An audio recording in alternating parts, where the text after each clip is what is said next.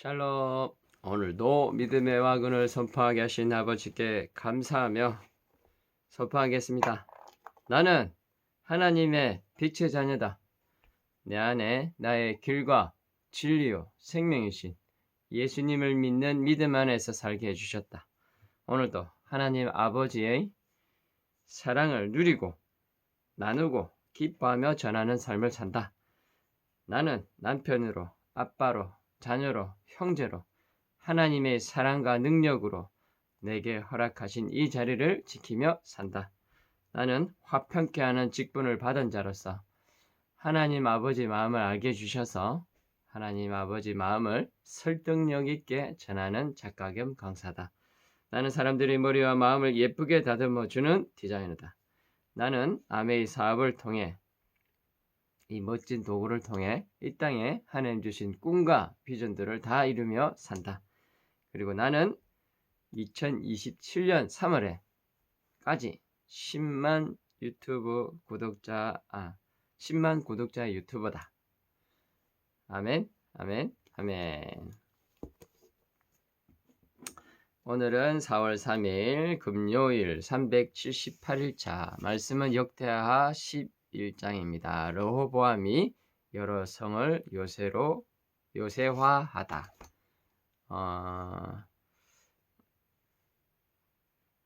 역대하 10장에서는 르호보암이 왕이 되고 이제 여로보암과 르호보암이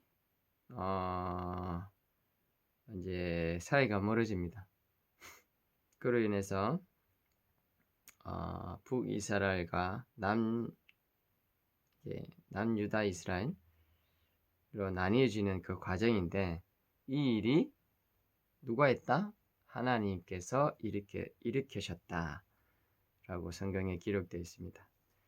자, 11장 내용은 그 뒤로 이제 르호보암이 어떤 행동을 했는지 나와입니다. 르호보암이 예루살렘에 이르러 가장 뛰어난 군인 18만 명을 모았다. 왜냐하면 이스라엘 백성을 다시 되찾으려고 했기 때문이다. 그러나 여호와께서 하나님의 사람 스마야에게 말해 르호보암에게 말한다. 너희는 너희 형제인 이스라엘 백성과 싸우지 말고 모두 집으로 돌아가거라. 하나님이 형제들끼리 싸우지 말합니다.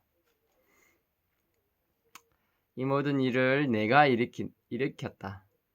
그리고 하여 여로보암을 치러 가지 않고 돌았습니다. 르호보암이. 그 뒤로 르호보암은 여러 성을 요새화했다라고 나옵니다. 한마디로 이제 사이가 나빠졌으니까 전쟁할 수 있으니까 이제 준비를 다 해놓은 거예요. 요새화했다고 합니다. 그리고 유다와 베냐민의 모든 성에 사는 백성을 자기 밑에 두고 다스렸고 그리고 여호와를 섬기는 제사장으로서 일하는 것을 여로보암과 그의 아들들이 막아. 쉽게 말해서 여로보암과 그의 아들이 제사장들이 제사장 역할을 못하게 막았다는 소리입니다. 그리고 레위 사람들은 목초지와 밭까지 버려두고 유다와 예루살렘에 와서 삽니다. 여로보암은 자기 마음대로 제사장을 뽑아 염소와 소 우상을 만들어 섬기게 했습니다. 이스라엘 모든 지파에는 이스라엘의 하나님이신 여호와를 섬기려는 사람들이 있었습니다. 이제 그 사람들이 유다 나라를 그 사람들이 이제 유다에게 왔죠. 남유다에게 왔습니다.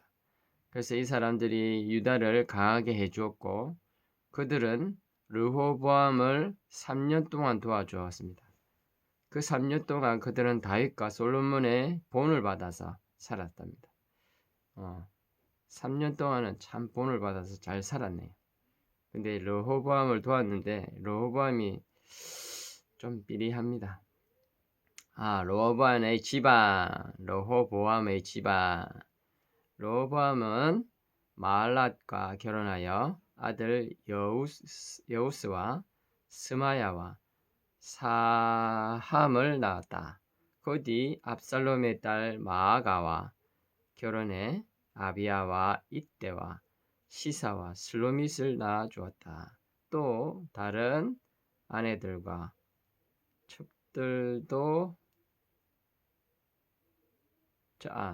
첩들도 있었는데 그들보다 마아가를 더 사랑했다. 르호보암에게 아내 18명과 첩 60명이 있었고 아들 18명과 딸 60명이 있었다. 그는 아비야를 뽑아 그의 형제들의 우두머리로 삼았다. 왜냐하면 아비야를 왕으로 세우려고. 르호보암은 지혜롭게 행동했다. 자기 아들들을 유다와 베들레헴의 모든 지역으로 다 보내고 양식도 주고 그리고 아내를 또 얻게 해 주었다. 그리고 자식들이 많으니까 또 그런 거는 잘했네요. 다 분산시켜서 양식도 주고 아내도 얻게 해주고. 11장 내용이 여기까지입니다. 마음에 좀 닿았던 거는 자기 마음대로 르호보암이 아니라 여로보암이 자기 마음대로 제사장을 뽑아 염소와 소 우상을 만들었고 그리고 이스라엘 모든 지파는 이스라엘의 하나님이신 여호와를 섬기려는 사람들이 있었다. 요 내용이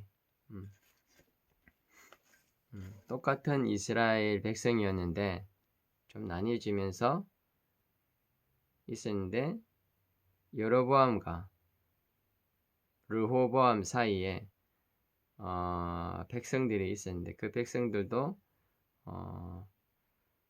하나님께 예배드릴 섬기려고 하는 사람들이 있었습니다. 여로보암에게 있는 사람에게도. 근데 그 사람들이 다시 여기로 왔다는 거죠. 근데 이게 보면 사람들은 유다 나라를 강하게 해주었다. 그들은 르호보암을 3년 동안 도와주었다. 그리고 다윗과 솔로몬의 본을 받아 살았다. 그래도 좀 뭐라고 해야 되지? 하나님을 알고 하나님을 우선순위로 뒀던 그 사람들은 그리고 다윗과 함께했던 하나님, 솔로몬과 함께했던 하나님을 본받아 살았다고 이렇게 나와 있는데 그래도 참 지도자가 좀 중요합니다. 그리고 지도자는 또 하나님이 세우시는 것이니까 그렇습니다.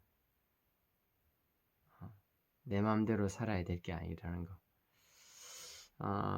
제가 며칠 전에 그런 생각을 했습니다. 하나님께서 오늘을 만들어 주시고 오늘을 준비해 주셨습니다. 그래서 그런 생각이 들었어요. 하나님이 아빠가 이렇게 딱 자식한테 내가 아빠가 이거 다 만들어 놨으니까 너 어떻게 살아볼래? 하고 질문하는 것 같았습니다. 그래서 내가 어떻게 살아볼까? 라고 쭉 생각을 했습니다. 근데 어저께 처음으로 하나님께 그렇게 기도하게 됐습니다. 그러면 하나님은 내가 어떻게 살길 원하십니까? 라를 어저께 처음으로 질문했던 것 같습니다. 하나님은 끊임없이 저에게 그리고 우리에게 관계 맺기를 원하시고 진짜 나와 우리와 함께 하길 원하신다는 거. 그래서 이 모든 것을 만들어 주셨고 또 그 만드신 그 모든 것이 내가 만들었다. 아들아, 아빠가 준비했다. 그럼 아빠는 이렇게 만들었고 너는 어떻게 살아볼래? 아빠 생각은 이랬는데 너의 생각은 어때? 이렇게 좀 말씀하고 계시지 않나 싶습니다. 이 전제는 하나님께서 관계 회복을 시켜 주셨습니다. 내가 한 것도 아니고 하나님의 아들 예수 그리스도를 통해서 깨졌던 그 관계가 하나님께서 회복해 주셨습니다. 이미 성경에 기록되어 있고 내가 믿지 못할 뿐이고 내가 알지 못할 뿐이지. 그런데 하나님은 하나님의 영이신 성령님을 통해서 또 말씀을 통해서 또 오늘을 통해서 지금까지 말씀해 주고 계십니다. 내가 관계 회복했으니까 자 지금 아빠랑 어떻게 살아볼까 이렇게 말씀하고 계신다는 거. 그러면 오늘을 내가 의무적으로 오늘도 먹고 살기 위해서 일을 하러 간다가 아니라 오늘 나는 어떠한 삶을 살아볼까? 오늘 나는 하나님은 나에게 아빠는 나에게 어떤 마음을 주시길 원하실까를 생각해 본다는 거죠. 이게 완전 생각이 바뀌어 버리는 거죠. 그리고 그것도 있습니다.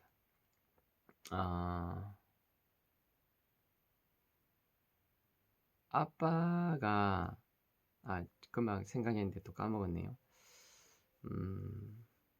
잠깐만요. 뭐였지?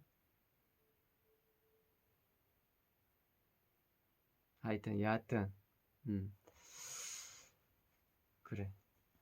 어떻게 재밌게 살아가야 될지. 그리고 하나님께서 분명히 또 나라는 존재를 만드셨을 때는 이유가 있을 거잖아요. 그런 부분들을 한번 생각해 보면 어떨까 싶습니다. 그리고 참 사람들의 시선을 우리가 많이 봤는데 저도 많이 그랬고 그래서 나는 못해. 그냥 이대로 살면 주어진 대로 살면 되지. 그런 말 속에 속고 살았습니다. 근데 그런 말에 속지 맙시다. 무엇이든 할 수 있습니다. 왜? 하나님이 함께 하십니다. 오늘도 주 안에서 하자.